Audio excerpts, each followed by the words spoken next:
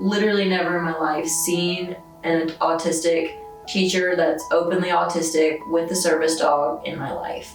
If I had had something like that when I was a kid, it would have just probably changed my whole life, because I just want to be that role model, that person for that kid who might have a disability, and just tell them you can do it. I want to be the living proof that every kid can do something. I had so many of those interviews where they're just like, I could tell they were done. They were like, nope, this is not going to work. This person is disabled. Something's wrong with them. They're not going to be able to take care of kids.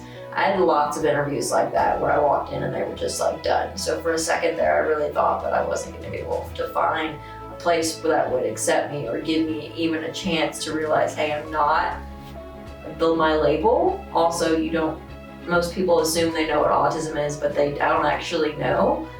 And so they put this version of an autistic person in their head and they assume that I fit that mold. And so very quickly people were just like, nope, we don't want that in our school. We don't know that. We don't know about that. So that was a challenge. I was qualified to teach, but I didn't know anything about Hamilton County, so I didn't know anything about the schools or their environment. So I really just applied to every school that had a middle or high position because that's what I felt most comfortable doing. And it was difficult at the very beginning. For a second there, I really thought I wasn't going to get a job. When I actually interviewed at Soddy, I told my mom and my parents I thought I completely bombed it. I was like, there's no way I'm working at this school and it's not going to work. And then I got that call and I was so excited because I fell in love with the school when I walked into it. And I was like, oh, that would be such a great place to work. I would love to work there.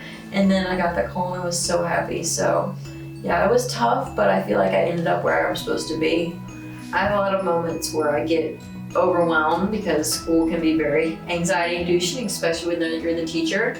And it's always very, very fast-paced. So it's very nice to just have her and just be able to like sometimes take a second in between classes and just like pet her and just calm down a little bit before the next class if I had an overwhelming day.